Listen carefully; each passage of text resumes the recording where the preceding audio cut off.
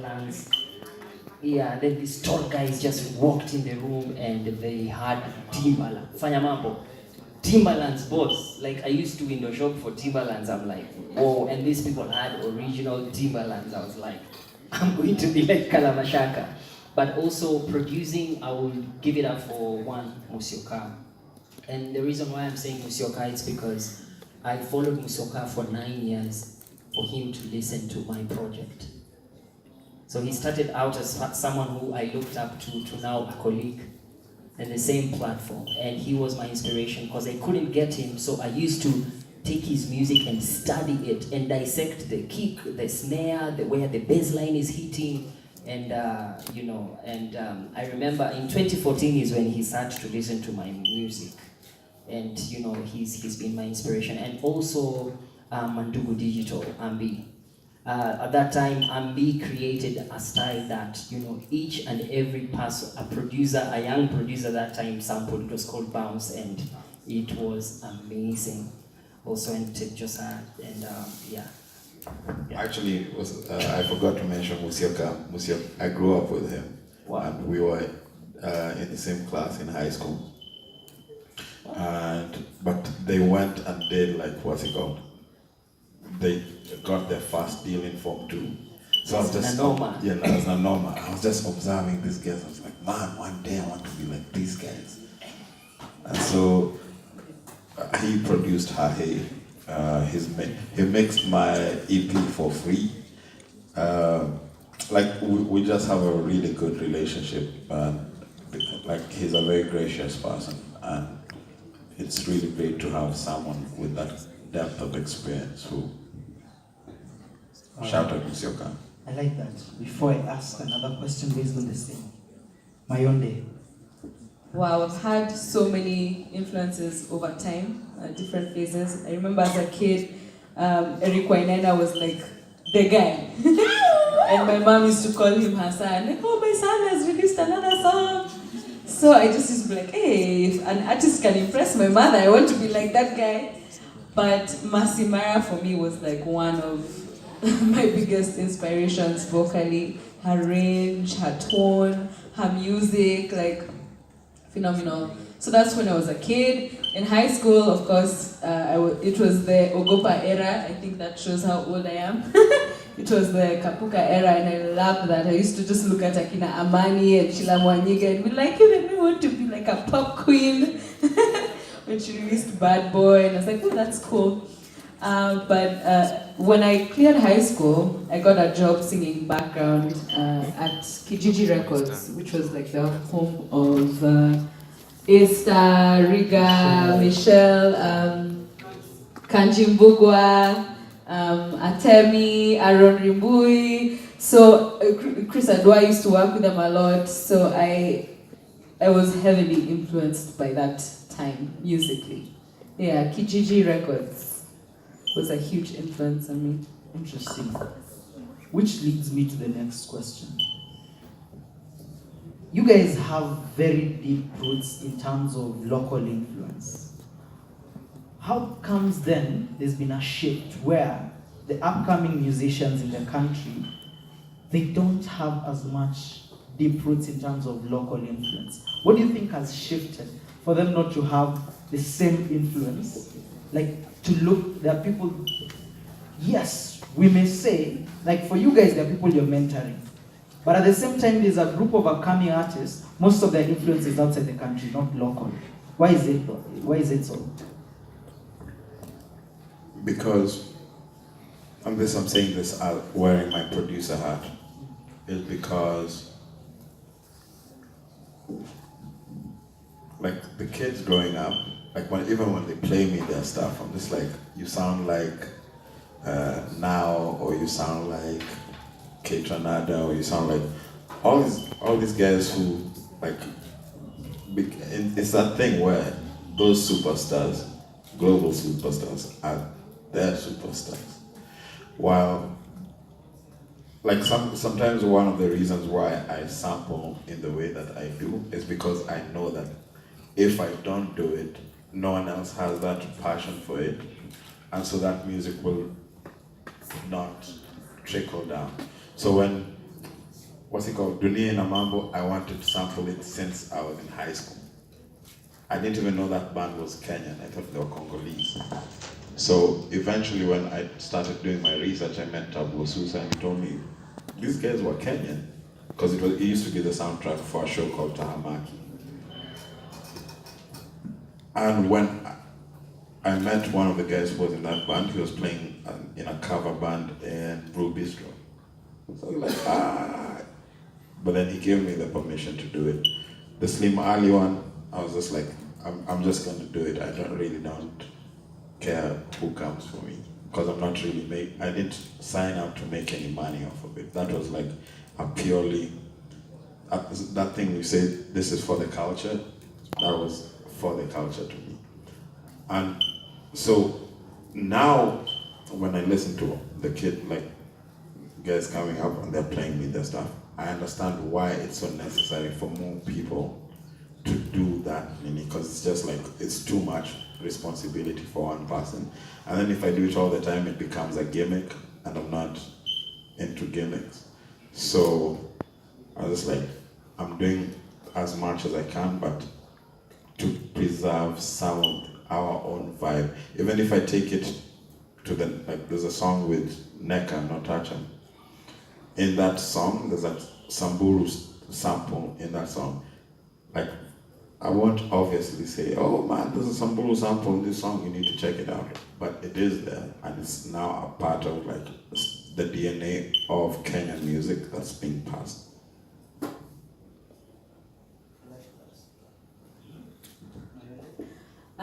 So this is actually such a juicy question for me, because I was that singer who was looking at global superstars, and that's really what influenced my sound, even in the first record I released. Very international sounding, very global sounding, which is okay, which is really cool. But then after being on Coke Studio Africa, as I was in the band as a backing singer, and getting to witness and be a part of making music with artists from all over Africa who are popular in their countries, I noticed something very interesting. These people make music that connects with the culture of their people. So I was like, if I was to make music that connected with the culture of Kenya, what would that sound like? If I wasn't trying to sound like Jill Scott or Beyonce or these people that I really admire, because you see their lives and you see the success that they have and you're like, oh, I want that for myself. Let me try and be like that. If I wasn't trying to do that and I was purely making music to connect with the Kenyan people, what would that sound like? And I realized that the LCM, the lowest common denominator of Kenyan pop, what connected all of us when Kenyan music was really, really bumping and everyone was in love, was that Ogopa era, Kapuka. And I was like, what happened to Kapuka? Like, it was this explosion, and then it died, and then Nigeria came and the story was over, yeah? After P-Square dropped, Dume, it was a rap, like, you and your Kapuka can just go.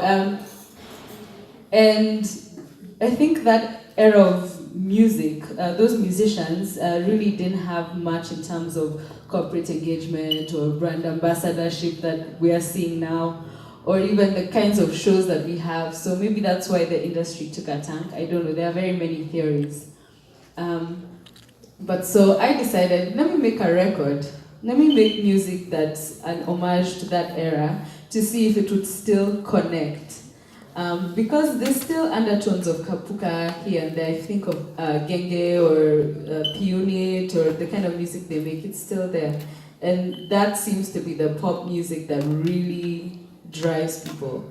And so I just wanted to experiment by there to see, and it's phenomenal because Nairobi, which is more hip-hop, the era of Kalamashaka, that's the homage I was going for. It really did connect with people, and I was working with a rapper called Stony Jiwe, and he wrote my verse in Sheng. I don't think I'll be able to ever write that verse, but the people I've been able to connect with because of that song.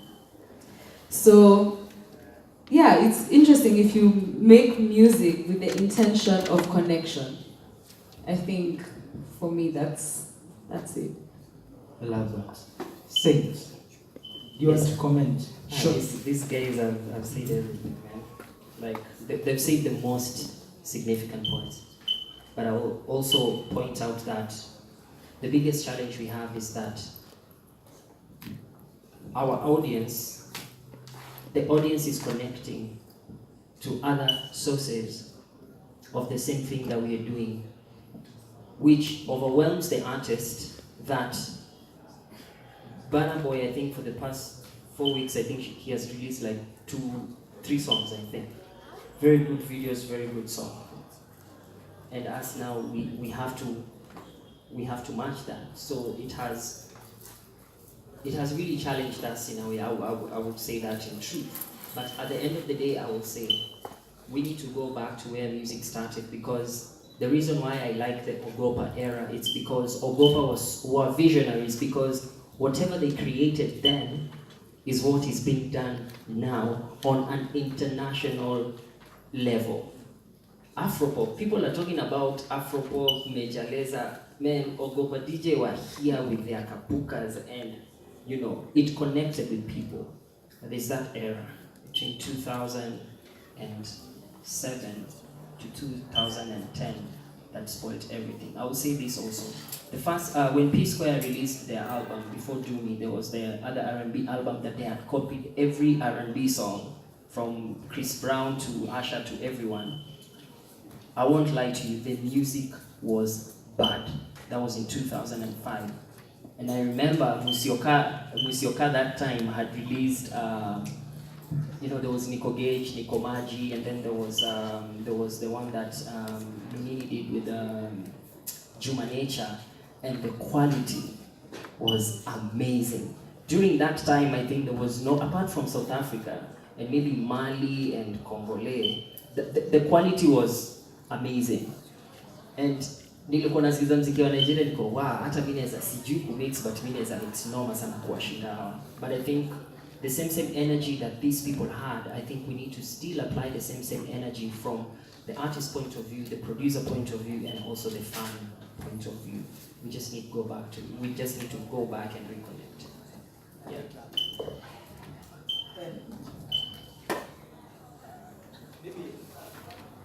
Check. Thank you. Maybe I can ask this, because just listening to what you guys are saying, I want to now be a bit personal with the three of you. This is where the rubber meets the road. Does music in the country pay? Of course. As an artist, and like the three of you, and I want a very honest answer. Check. A very honest answer from the three of you. Number one, does music pay? Number two, are you living solely off your art? We'll begin with you, Saint. Mayonde, then Bill. I'll answer that on 2 levels. In 2014, Musioka took me to his place.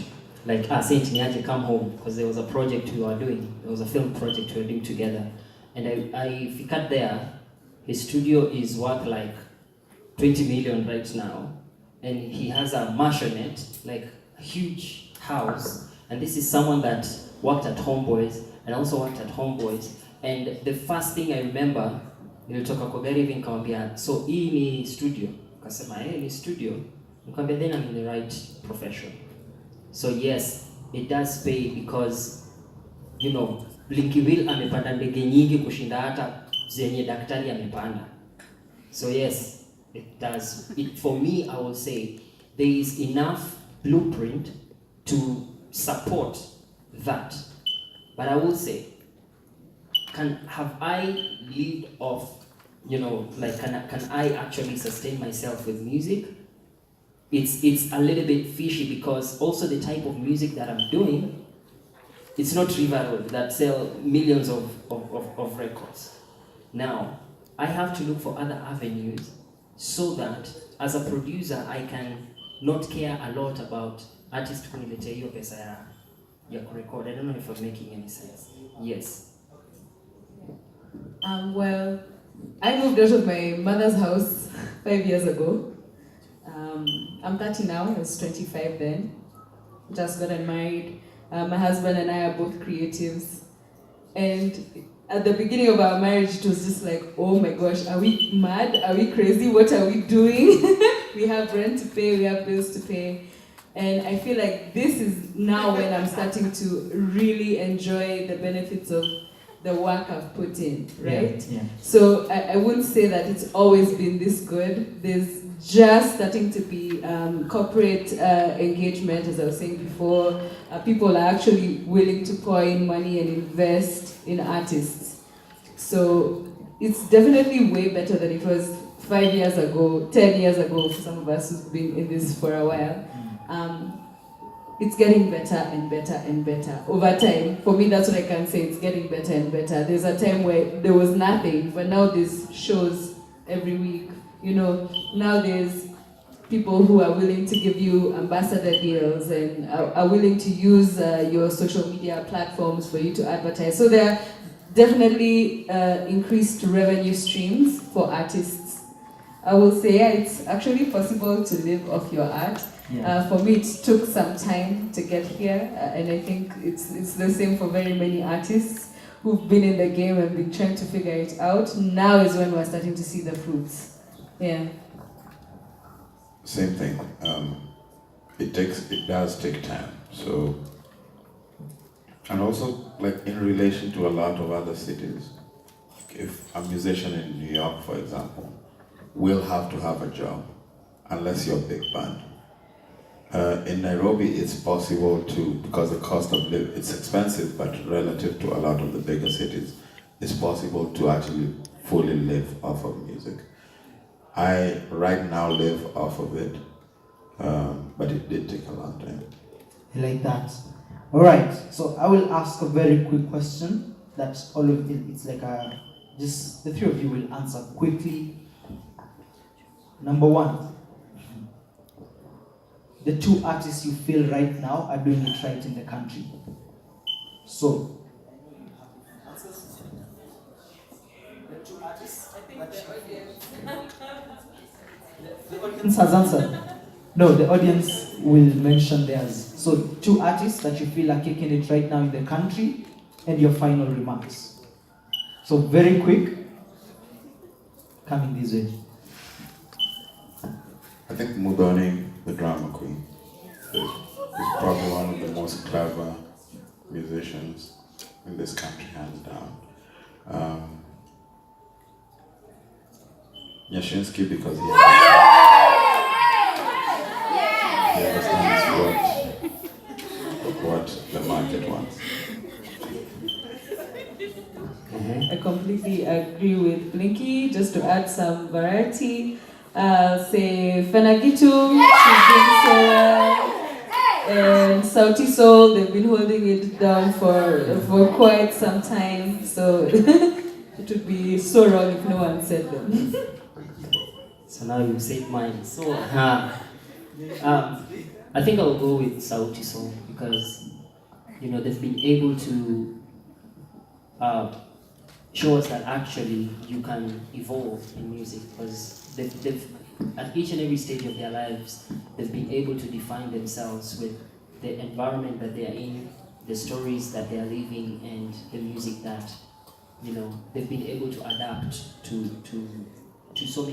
various elements in the music industry. So for me, I would say Sauti Sol, and I will say, because Nyashinsky ametajwa, I would say Calligraph, because he has been consistent from when alianza tu akienjoyiwa hii kizungu yako haitakupeleka mahali mpaka now. Calligraph is and also another person before I forget, King Kaka. Yes. All right. And of course, Blinky Bill. So, yes. I want to give a chance to 3 questions. From our audience. 3 questions from our audience. This is how we'll do it. Make sure, okay, that's the first question. Second, who's the third person? Those are 2 questions. Okay, sawa. This is what we'll do. make sure if you're asking, don't ask a general question, direct to an individual artist. Is that okay? Is that possible? Come.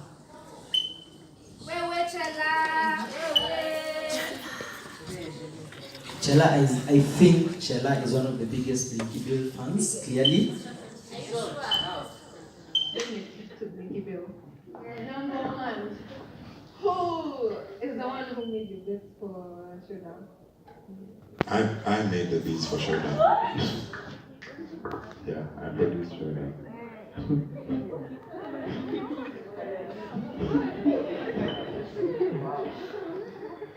Number two. Okay, personally, when I listen to your music, it's more of, you see the way you can listen to music and you're like, this is Kenya. You can listen to music, especially Nigerian. I find it difficult to listen to music. Because at some point in a song, you will hear beat drops and be like, in Nigeria. And then you go back, this is Kenyan. And then you hear some Swahili inside and you're like, as in how? Is it even possible? How? Thank you. Like, one of the things I really love when it happens is when people listen keenly to the music, and I love that that's happening. It's because I'm a student of music. I've grown up listening to everything from Franco to Stevie to Michael Jackson to Daft Punk. Like, there's no big project that's come, or big or small, that's come out that I've not tried to sample. And for me, that's the beauty of growing up in a place like Kenya, where we're exposed to so much. And the music for me is, like on my album, I don't think any song sounds like the other song.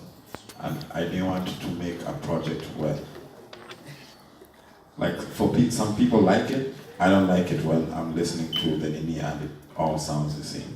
So that's... Like your question, Chela.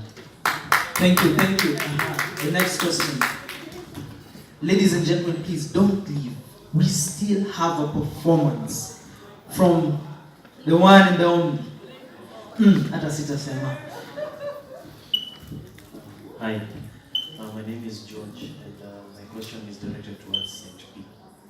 Now, as a radio presenter, that makes you an artist and also a gatekeeper. And when it comes to music, I feel it's holistic because I'm in the film sector, and the one thing we complain about is how gatekeepers don't play our stuff. As in, I'm sure the stories have been since time immemorial. And my question is, don't you think one of the problems might be how our art is packaged?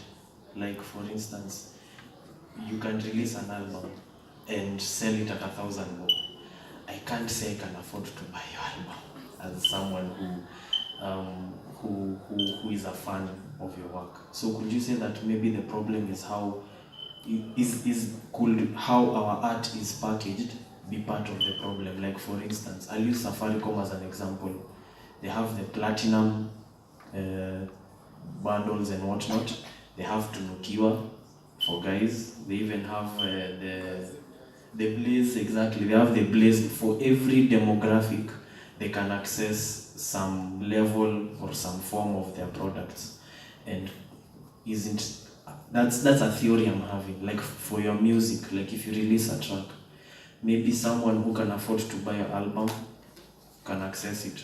Someone who can stream can access it. Someone who doesn't have internet, how will he access it? So, as a gatekeeper, what do you think can lead to everyone from all demographics or walks of life to access art?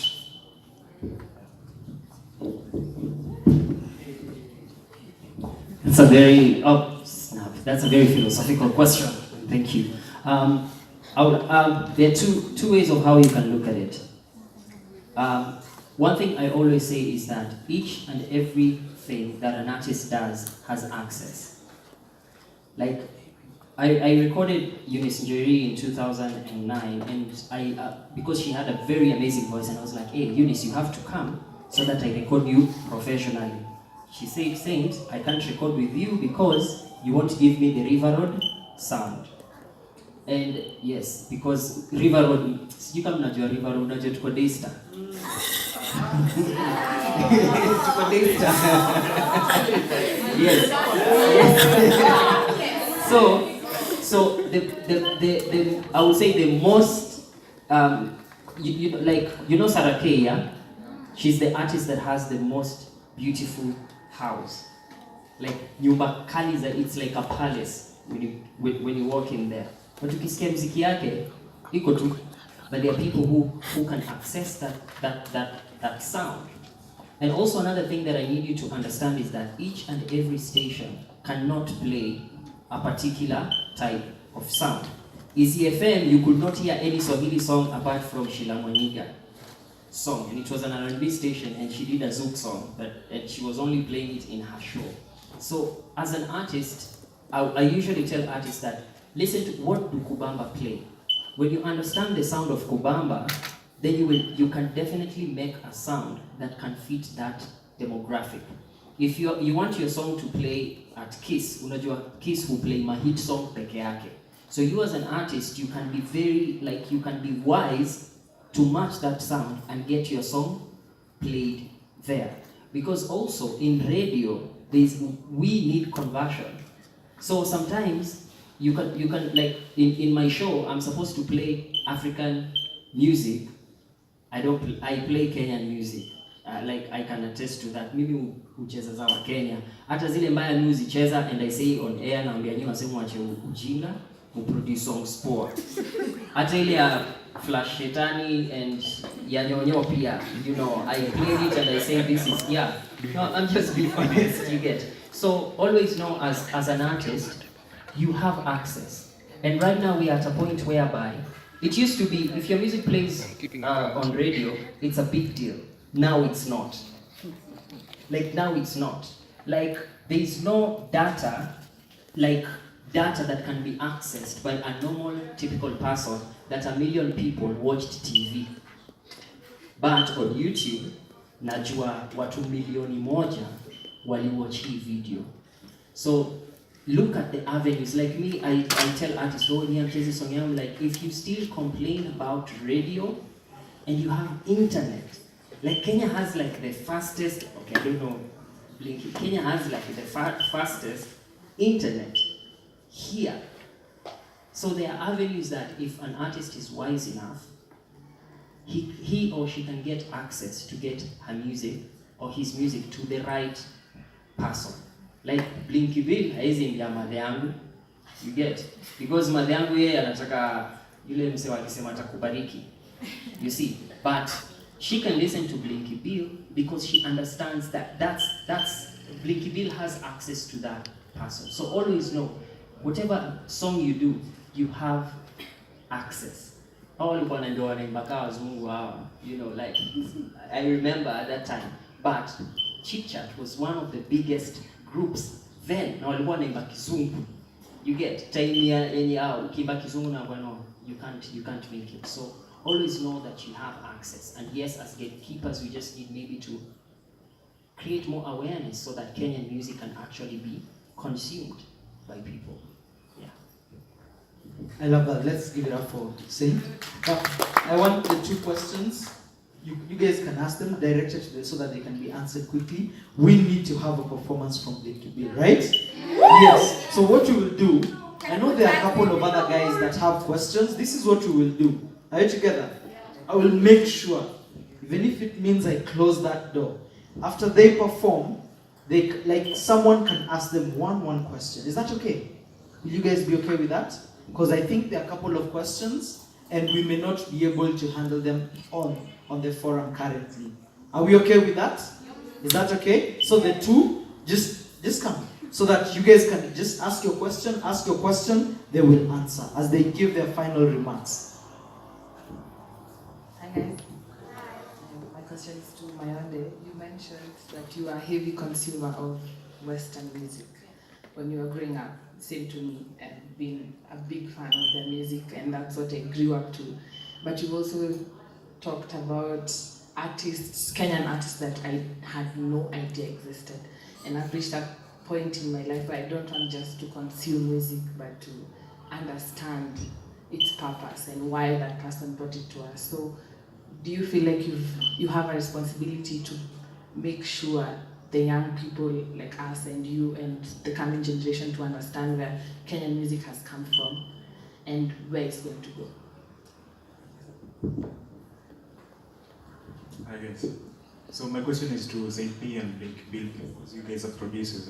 As a young producer, I want to know, when you get into the studio, into that mind space, do you know whether you're making a hit or you just make the song, then people end up liking the song? I just want to know the creative process. I like that. So, Mayonde, then, yes. Yeah, so there are these little girls in my neighborhood who come to my house for voice class. I give a voice class during holidays. And part of the voice class is for them to present songs. So I tell them, go learn a song, come and perform it.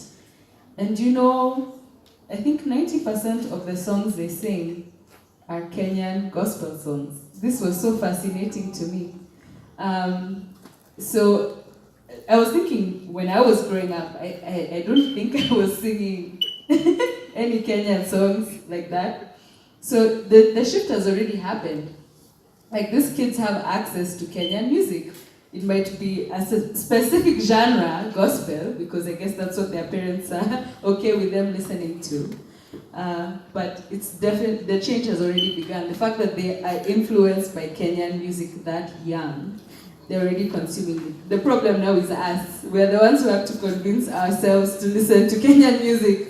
But the kids are listening to Kenyan music. The teenagers are listening to Kenyan artists. They're the ones who are on Boomplay, who are streaming our music on Songa, on Mdundo. It's young people in campus, in high school. So the shift is already happening. It's already happening.